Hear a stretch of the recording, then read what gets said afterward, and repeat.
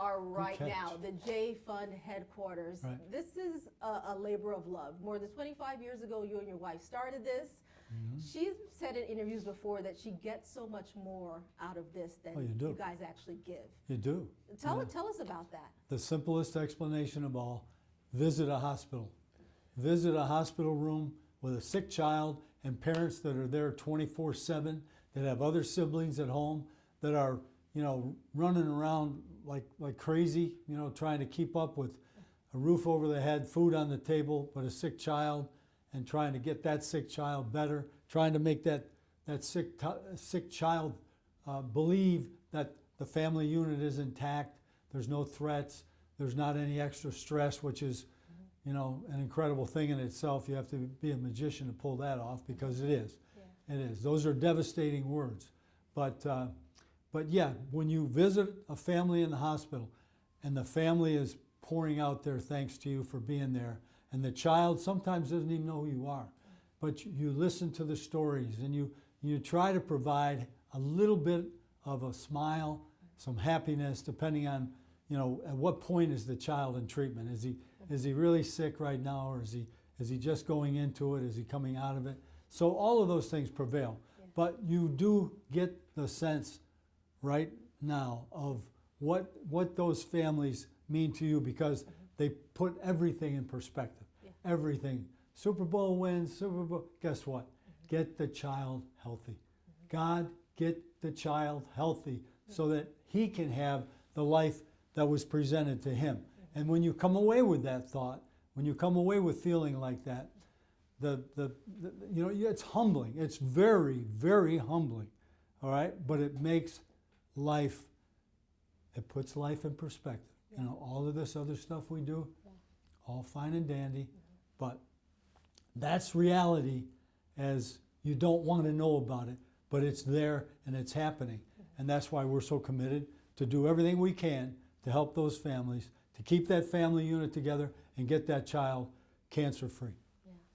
You know, you mentioned what the families have to hear, some really tough words, devastating words. You heard something very devastating back in 2020. You guys had an idea something was going on with Judy, but you got the diagnosis in 2020, and I want you to take us back there, because you know you're not alone with hearing those words. But what was that like when you found out?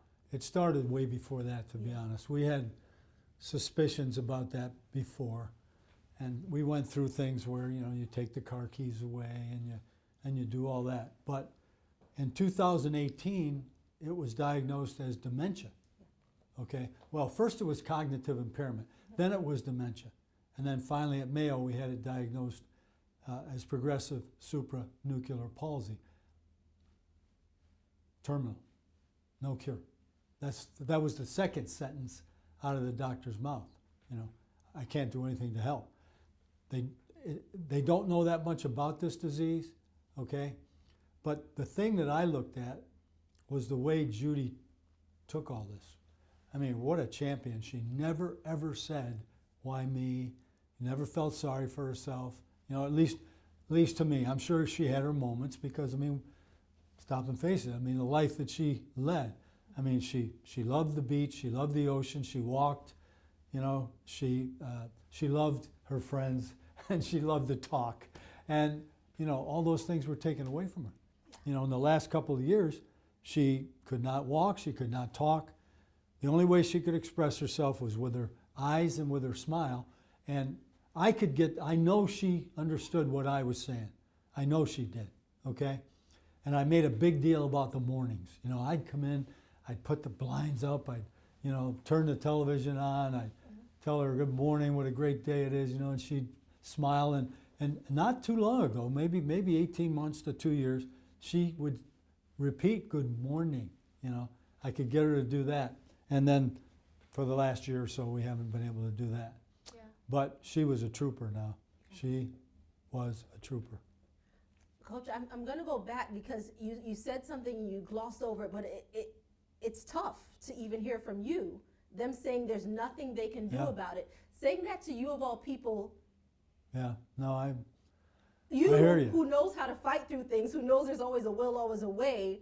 What was that like for you to hear that? There's nothing we can do. Well, I didn't like it. I didn't like it, but I was in a place of medicine, and I didn't like the way it was presented. I quite frankly didn't like the way that, there was never suggestions of programs, medication, trials, nothing. No, not even suggestions of that. And we felt at one point that we would consider, donating the brain, or knowing that Judy would want to help others in the same situation, but it never came to that, and so we let it go. Yeah. Coach, I want to ask you about this because you put an essay out there in the New York Times, Mm-hmm. and the response was overwhelming because you were so honest and open about being a caregiver. Mm-hmm.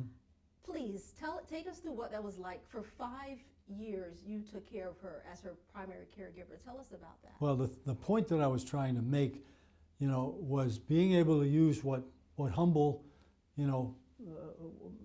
presence I have, okay, and the humble success that I've had to help others.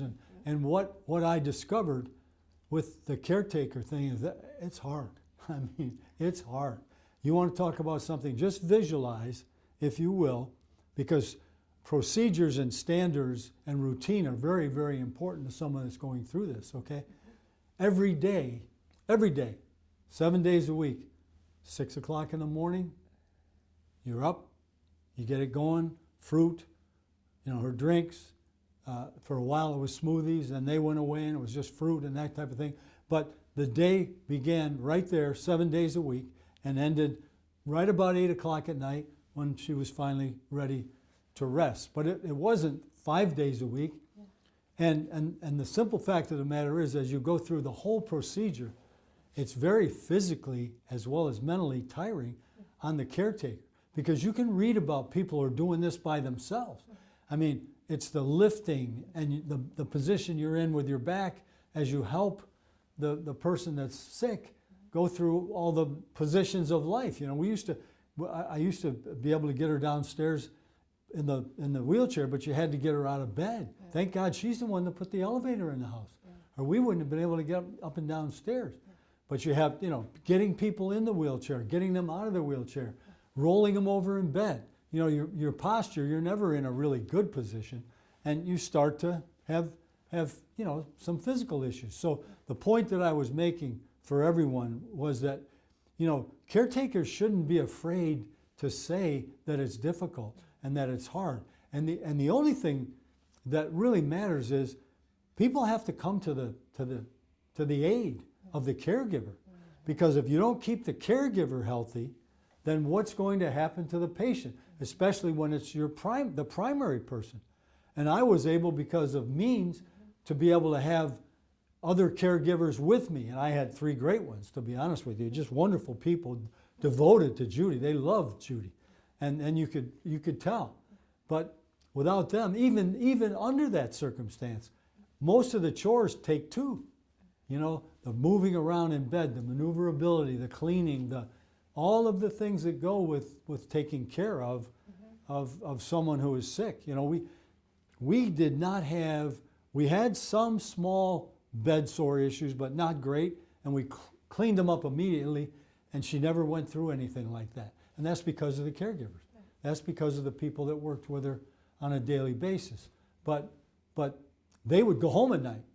Yeah. The main caregiver doesn't, and I promised her when this was first diagnosed, I said to her, I said, look, I don't want you to be scared. I don't want you to be afraid. You're not. You're in your own home. You're in your own bed. You're surrounded by people that love you, okay? And you're not going to leave here. And we were able to stay true to that. She never had to leave her own home because of this illness to have to go for any length of time in the hospital. And what was her response to that when you said you're never going to be She alone? just looked. She just looked. Yeah. She would look. She wouldn't. But you used. She never. But see, the part of the disease for her, which was first telling, was that she could listen to the conversation or the question, but she couldn't put it together to respond. Those were the early on symptoms. because she was a spontaneous communicator, you know, always in the middle of the conversation, always, you know, right with her friends or however it went, and she started to not be able to get it out, and that was devastating for her, devastating. Coach, let me ask you this, because you know there's so many other people going through similar Absolutely. situations in different aspects of this, even watching their loved ones go through dementia or similar to that. Any disease. It's extremely difficult. I'm going to ask you to speak to someone going through that right now. What do you tell them? How do you encourage them to keep on going? What I tell them is to take care of themselves. Don't be afraid to say how difficult it is, and don't be afraid to ask for help. You know, I was fortunate. 2 of my kids and their spouses and my grandchildren, 2 of them are right here in town. 2 others were in New Jersey, okay? But they were always coming, And that was a great thing for me, because I would go, say, a month of 7 days a week, 6 to 8, and I would go downstairs after Judy would go to sleep, and I would sit in the media room, and I was like a vegetable. You know, I just sat there. TV would be on, but I wasn't doing anything except just sitting there. You know, I was tired, I was exhausted, that kind of thing. And when they would give me a break, you know, it might be a Sunday afternoon, right? Go ahead, Dad, go hit golf balls, or take a ride, go somewhere, you know, or occasionally, very occasionally, but I would go spend the night in a hotel, you know, and that in itself, where you might sleep 12 or 16 hours, you know, you get room service, you watch a movie you want to watch from start to conclusion, you know, you take a good bottle of wine with you, you know, that kind of stuff. Yeah, I do. But to tell people, tell them that not to be afraid to ask for help, and make people realize that the better the caregiver is, the healthier the caregiver is, the greater his impact on the person that's ill. Yeah. You mentioned family, them being there for you, for each other. Part of the reason why I wanted to talk with you was your wealth of knowledge, and I wanted to ask you about family, because I know you can speak to the importance of family. Oh, family's everything, through good and bad. You know, I've put them through tremendous emotional elevators, up and down, with the career that thank God I was able to accept and work my way through to a spot where I could demand that kind of attention from the media and from the public, but it's not easy. It's not easy. My family had to hear things you wouldn't want a family member to hear, and to go through all of those things. And I've been fired. When you get fired, it disarms you. You know, you're hurt. Your ego is hurt. Your self-worth gets questioned, and that's a difficult thing. But your family is there to rally around you. And Judy's the one that started the Coughlin family vacations. Every summer, you had to have, there were certain, a few days, the 6th of July when Judy was running them, right after the 4th of July till 6, 7, 8 days, that was our time. Everybody had to clear the deck for that, and what we did is they rotated around. You know, our 4 children would rotate, picking a spot to go for these vacations. Judy would have one of the rotations as well. And we would all go together. And for 5, 6 days, it would be morning, noon, and night, just family, ate all the meals together, spent all the time together, fished together, swam together, you know, whatever might take place because of where we were, bike riding and, you know, roller skating, whatever it might be, it was all done together. And that's what Judy wanted. She wanted everybody to be together and to enjoy each other together, and she went way out of her way, and there was only one rule: don't ever let Dad know how much this stuff costs. And she was very good at that too. I never knew. If I knew, that would have probably been the end of the vacations. Are you a little frugal? Why would you say that? Yeah, right. You are? I still got my first pair of socks. Yeah. Your daughter on the way out. That's pretty boy. funny. You know what? Judy has been described as an angel on earth. I've heard other people's reasons for that. What's yours? Because I'm sure you would agree. She was kind. She was kind. She made everybody feel like they were the most important person in the room. That was her deal. And it didn't matter who you were. She gave everybody a Christmas present at the stadiums, the people in the parking lot got a Christmas gift from her. You know, certainly the people in the box got gifts, but she was she loved people. Everybody was her friend. It didn't make any difference who you were. You know, you could be the cleaning people coming in once a week and that she befriended, or people at the grocery store, the checkout counter, knew her by name, you know. But she was kind, she was considerate. She would never, ever be pushed to leave someone if she wasn't through with the conversation with that person. I'd be over there going, let's go, let's hit the road. And she would, no, she wasn't moving until she got finished with her conversation and she felt that, you know, she could leave.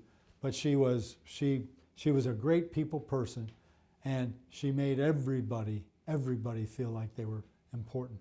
And it could be, you know, the owner of the Jacksonville Jaguars or the New York Giants, and it could be somebody working at the stadium. Yeah. You know, when she passed away, we got a lot of things from viewers, you know, messages, emails. Really? And I'm thinking to myself, I've never met her, Mm-hmm. but if she's impacted people like this and they're hurt and sad about it, imagine Coach, what he's going through. What were you going through when she passed? The terrible part about the whole thing is that we had always been told, you know, but she was really good. I mean, right up to probably 1 month before she died, she ate well, she slept well.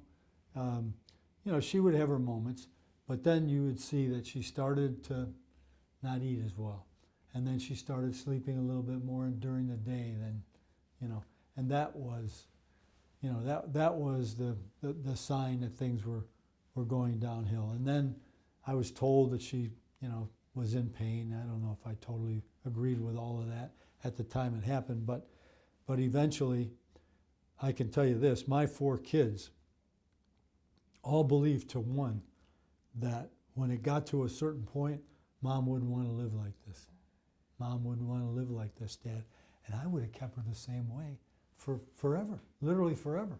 In other words, if she would have stayed like she was with the routine I'm describing, you know, she would take a nap in the afternoon, we would wake her up, you know, it was another form of liquids or whatever. She would watch the Hallmark show, and I knew she watched it. It was those, you know, those teary love stories, all kinds of, you know. Some of us love? Yes. The woman moves away, the woman comes, they run into each other somewhere, they fall back, and she watched those, and I know she knew what was going on, and she enjoyed them. Now, she didn't show a lot of emotion. That was the thing that bothered our grandkids a lot, because the grandkids were looking for Grandma to show some kind of emotion or show something when they were, but she just couldn't do that all the time, and so it was that was hard on the grandkids. Yeah, yeah. And you didn't tell me about yourself. How you? Well, I could see what was coming when it started, and you're never ready. Let me just tell you that. The doctor, whoever, the nurse can tell you that the person is going to die. You're not ready when she does die. I can just tell you that.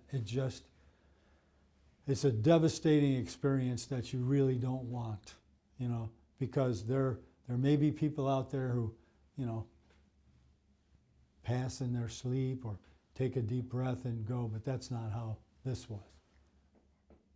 Where are you now, Coach? How are you? I'm okay. I'm still not, I still don't have that routine, you know, and I don't know that I want it to be something like I did, you know, for all those years. I was a head coach in the NFL for 22 years, you know, and those are 7 days a week, 7 months a year, you know, schedule during the season, and then all that goes on afterwards, drafts and all that stuff. So but I'd like to stay a little bit in it, a little bit involved in it, maybe.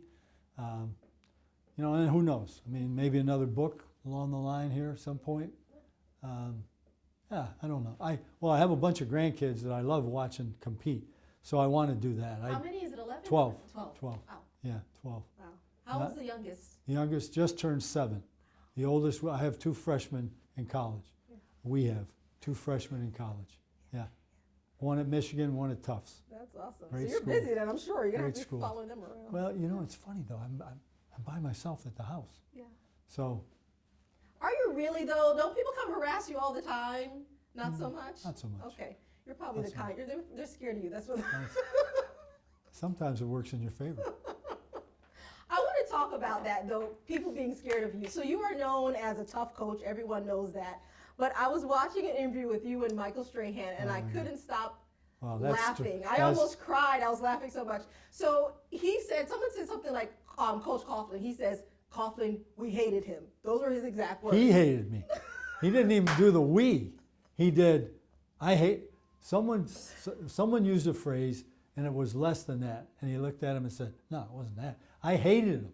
I hated the guy.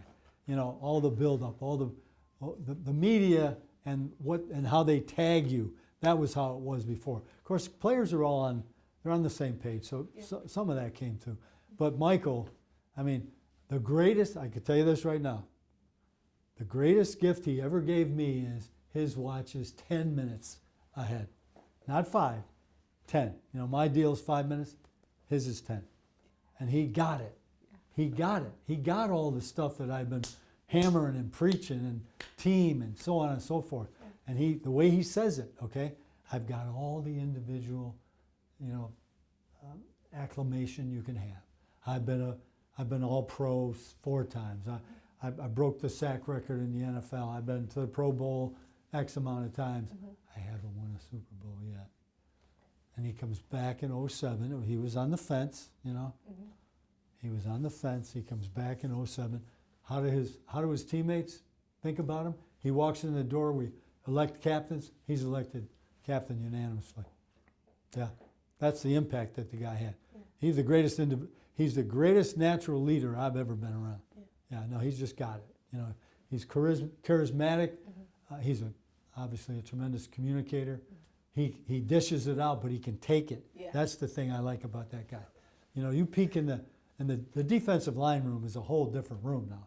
I mean, those characters are in there, and it's the loudest room in a building. Okay, they're yelling at each other. They find each other. They bust each other's chops. One day I opened the door and I looked in. They had drawn on the board a big piece of face with a big gap tooth. It was Strahan. They drew a big picture of Strahan on the board with the teeth. You know, of course, that's his trademark. I mean, he's not going to change that. It works. It's fine. I'm not here to talk about Strahan. I'm talking about you. So you get me sidetracked. You being a tough guy, but the players say in the end they learn from it. Former athlete myself, track coach. I've had some, track runner. I've had some really tough coaches, but there are a lot of lessons I've learned from them. But you in particular, are there any regrets that you have for being so tough with any of your players? No, not really. I think the one thing that Michael helped me with this was I had a player development person with the Giants. His name was Charles Way. He was a Virginia grad. He played for the Giants. He was the person that, you know, really was responsible for player development. He told me one time, he said, Coach, let them see you as you are with your grandkids. And then the thing that comes up from Michael was the caring part. Let him see you. I always cared about him. Okay?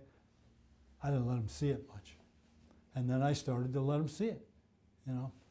I had a leadership council, you know, in which they all could, I would ask them questions, they would give me their opinions. You know, I would let them say it the way they want to say it, and, you know, then I would, you know, sort of massage it, whatever they were. I would ask them to carry forth information from me to their teammates, you know, and they did a great job of that. But we went through a lot that year, 2007 and 2008.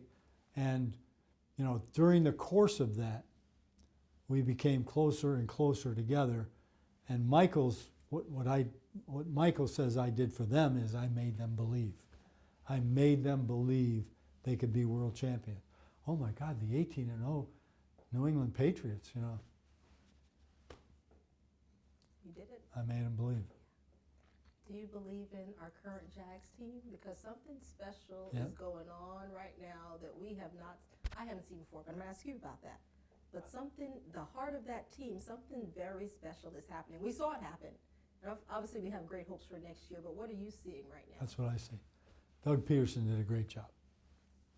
Hands down. Okay. Can you imagine somebody at 3-7 saying, I have a vision.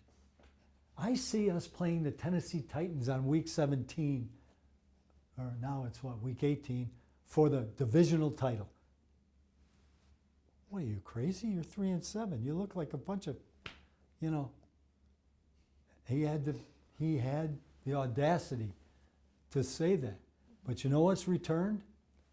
They do believe in each other, okay? Fourth quarter wins, never say die. Now that's been missing around here for a long, long time. Never say die. That same team the year before, things are not going their way.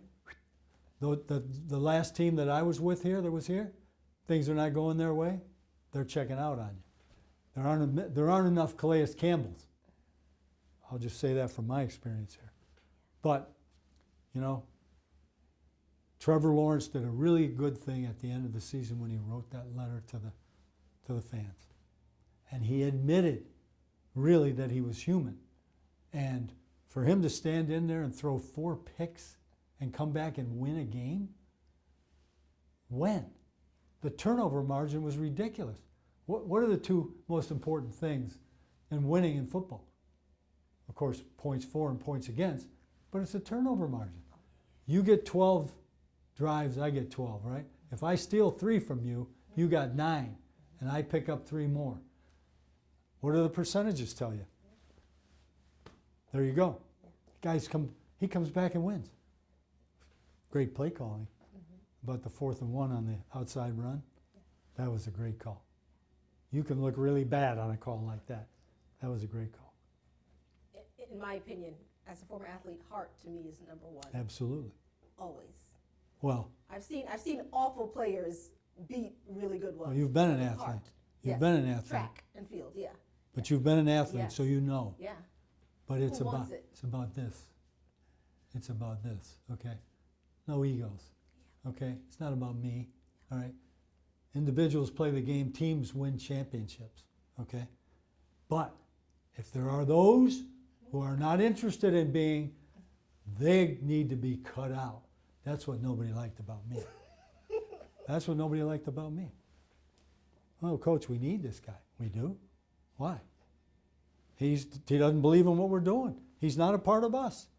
You got to come across and you got to get on board if you want to stay here. Otherwise, you're going to be left on the sideline.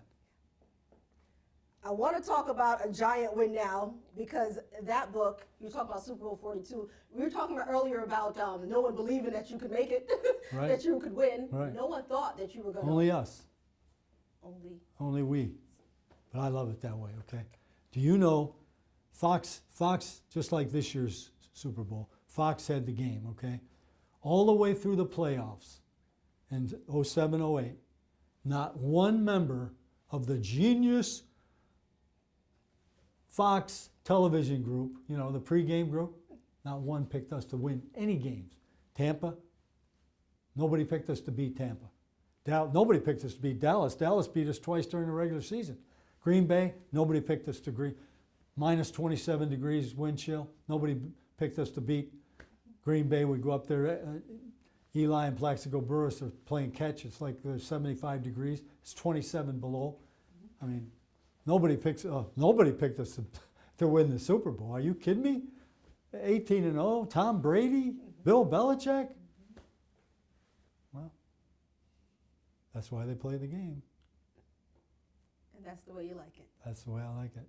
Yeah. I like it. When you're all like this against the world, but it can't be phony.